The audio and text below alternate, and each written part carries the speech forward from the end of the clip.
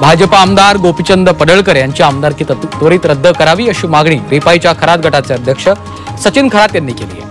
विधान भवनात गुंड आणून राष्ट्रवादी शरद पवार पक्षाच्या कार्यकर्त्याला मारहाण केल्याचं म्हणत आमदारकी रद्द करण्याची मागणी केली आहे।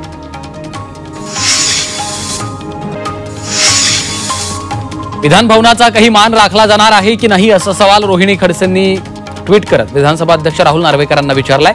सत्ताधारी आमदार विरोधी पक्षाच्या आमदारांना मारहाण करण्यासाठी फिल्डिंग लावतोय, आंधळं दडतंय आणि कुत्रं पीठ खातंय, अशी परिस्थिती महाराष्ट्राची झाली आहे का असा सवाल रोहिणी खडसेंनी केला आहे।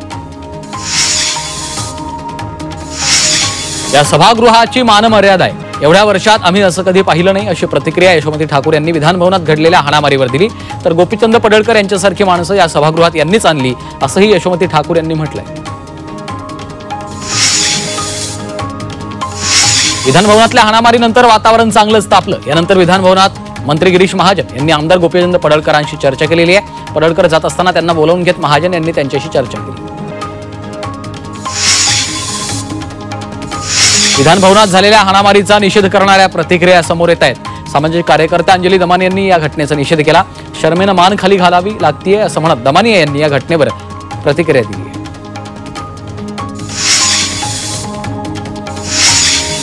देशाच्या सर्वोच्च न्यायाधीशांचा सत्कार केलेल्या सभागृहात अशी घटना घडणं गंभीर आहे अशी प्रतिक्रिया सुधीर मुनगंटीवारांनी दिली। गुन्हा हक्कभंग समितीने याची चौकशी करून दोषींना तुरुंगात टाकावं असं मुनगंटीवारांनी म्हटलं।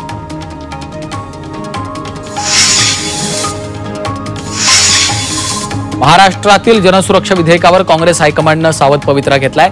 महाराष्ट्र प्रदेश काँग्रेसकडनं याबाबत अहवाल मागवण्यात येणार आलेला आहे। यावर आता महाराष्ट्र प्रदेश काँग्रेस कमिटी थोड्याच दिवसात AIC ला अहवाल सादर करेल।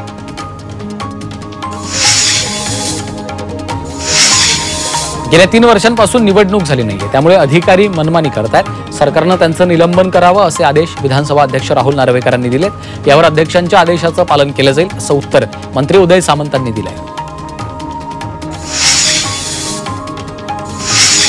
नंदुरबारमधील जमीन घोटाळा प्रकरणामध्ये नंदुरबार जुन्या इमारतीवर महसूल विभागानं छापा टाकून झडती घेतली।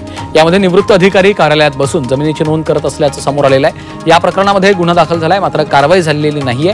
विजयकुमार गावित यांनी याबाबत प्रश्न उपस्थित केलाय।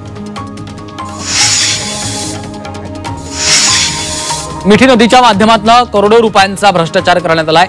यांनी नुसता पैसा खाल्ला नाही तर चिखलाचा देखील पैसा खाण्यात आलेला आहे असं म्हणत आमदार प्रसाद लाड यांनी याबाबत चौकशीची मागणी केली। यामागे कोण आहे, इथे सरकार पोहोचणार आहे का असा सवाल लाड यांनी केला।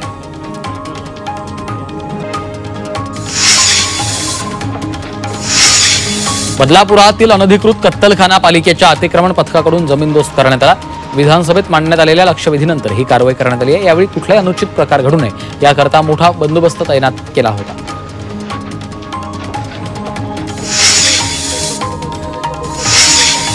दक्षिण मुंबईत फुटपाथवर टॉयलेट योजना राबवली जाते।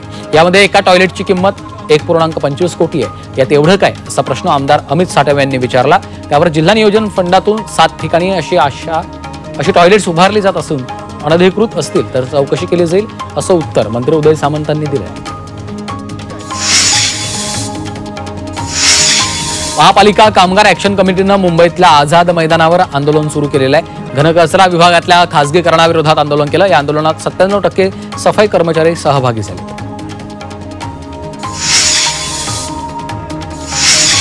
मीरा भाईंदरमध्ये उद्या मनसेअध्यक्ष राज ठाकरेंची तोफ धडाडणार आहे। मराठीच्या मुद्द्यावरनं झालेला वाद, त्यानंतर निघालेला मोर्चा, यानंतर आता राज ठाकरे यांची सभा पार पडणार आहे। कल्याणमध्ये शिवसेना ठाकरे पक्षानं गांधीगिरीच्या माध्यमातून चालकांचा हार श्रीफळ देत सत्कार केला। ओला उबेर कंपनीच्या मनमानी विरोधात चालकांचं आंदोलन सुरू असताना अधिक पैसे मिळणार म्हणून वाहनं चालवत असल्याने हा सत्कार केला आहे। मुंबई पुणे मार्गावर जवळपास 100 इलेक्ट्रिक बसेस धावतात। पुणे मार्गावर टोलसाठी महिन्याला अंदाजे 70 लाखांचा भूर्दंड सोसावा लागतो। इलेक्ट्रिक वाहनांना टोल माफीची घोषणा सरकारकडून करण्यात आली, मात्र त्याचं परिपत्रक सरकार कधी काढणार असा प्रश्न आहे।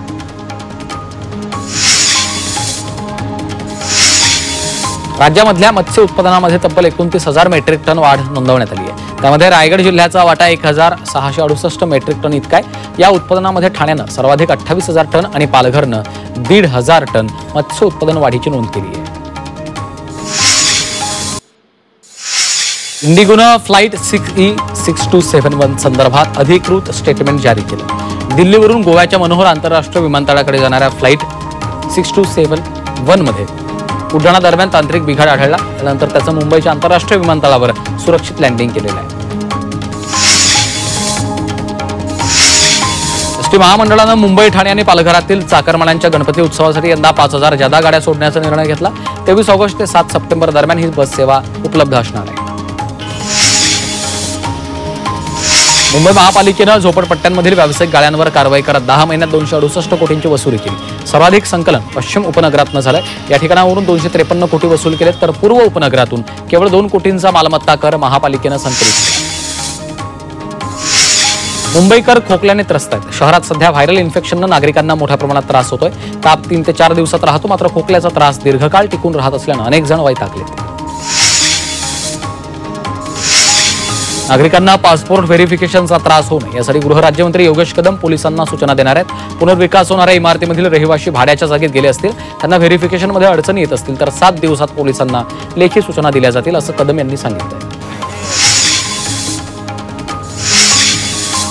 टपाल विभागानं डिजिटल दृष्ट्या सक्षम होण्यासाठी एपीटी ऍप्लिकेशन रोलआउट करण्याची घोषणा केली. 22 जुलैला मुंबईतील माहीम मुख्य पोस्ट ऑफिस, ठाणे, श्रीरामपूर, जळगाव, अमरावती आणि कोल्हापूर मुख्य पोस्ट ऑफिसमध्ये सिस्टीम अपग्रेड करण्यात येईल. मुंबईच्या प्रभादेवी इथल्या रवींद्र नाट्य मंदिरात मराठी संगीत नाटकांसाठी 25% सवलत देण्यात येणार आहे. सांस्कृतिक कार्यमंत्री आशिष शेलार यांनी ही घोषणा केली आहे. मुंबईत आतापर्यंत वार्षिक सरासरीच्या 32% पाऊस पडलाय. यंदा पावसाळा लवकर सुरू झाला असला तरी गेल्या वर्षीच्या तुलनेत यंदा मुंबईत कमी पाऊस पडल्याचं आकडेवारीवरून कळतंय. यंदा मुंबईमध्ये पाऊस कमी पडला असला तरी धरण क्षेत्रात चांगला असल्यामुळे पाणीसाठा 80% पुढे गेला. मुंबईमधील हजारो फेरीवाल्यांनी या आंदोलनामध्ये शासनाकडे न्यायासाठी साकडं घातलं. फेरीवाल्यांच्या आंदोलनाला शासनाकडनं सकारात्मक प्रतिसाद मिळत असून पुढच्या आठवड्यात फेरीवाल्यांच्या समस्या सोडवण्यासाठी उपमुख्यमंत्री शिंदेंच्या अध्यक्षतेखाली बैठकीचं आयोजन केलंय. वाढवण बंदराच्या उभारणीमुळे महाराष्ट्र आणि देश सागरी महासत्ता होण्याच्या दिशेने वेगवान वाटचाल करतोय. हा प्रकल्प केवळ बंदर नव्हे तर एक आर्थिक क्रांती घडवून आणणारा केंद्रबिंदू ठरेल, असं मुख्यमंत्र्यांनी म्हटलंय. वसई पालिकेच्या कार्यक्षेत्रातील जिल्हा परिषदेच्या शाळा हस्तांतरित करण्याचा तिढा अखेर सुटला. या सर्व शाळा महापालिकेला विनामूल्य हस्तांतरित केल्या जातील, असे निर्देश मुख्यमंत्री देवेंद्र फडणवीस यांनी दिले. मुंबईतील एकूण 420 अनधिकृत शाळांपैकी 103 शाळांवर दंडात्मक कारवाई करण्यात आली आहे, तर 126 शाळांवर फौजदारी गुन्हा दाखल करण्यात आलाय, अशी माहिती शालेय शिक्षण मंत्री दादा भुसे यांनी विधानसभेत दिली आहे. मध्य आणि पश्चिम रेल्वेवर धावणाऱ्या लोकलवर दगडफेक करून चोरी करण्याच्या घटनांमध्ये घट झाली आहे. मुंबई लोहमार्ग पोलीस आणि रेल्वे सुरक्षा दल यांच्या संयुक्त कामगिरीमुळे रेल्वे प्रवाशांचा प्रवास सुरक्षित होतोय.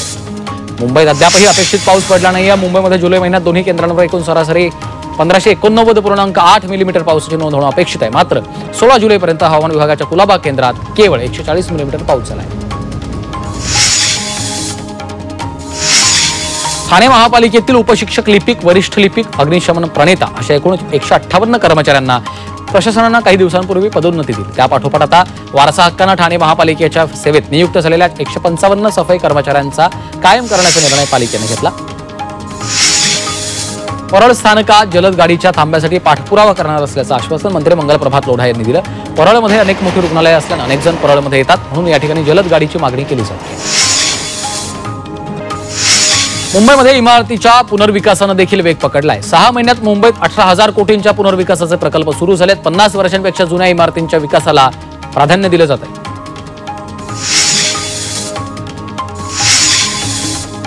मुंबईमध्ये यंदाचा उन्हाळा प्रदूषणाच्या दृष्टीने चिंताजनक ठरलाय. मार्च ते मे 2025 दरम्यान शहरानं 32 दिवस सर्वाधिक प्रदूषण पाहिलेलं आहे. सेंटर फॉर सायन्स अँड एन्व्हायरमेंटच्या अहवालात ही धक्कादायक माहिती समोर आली आहे.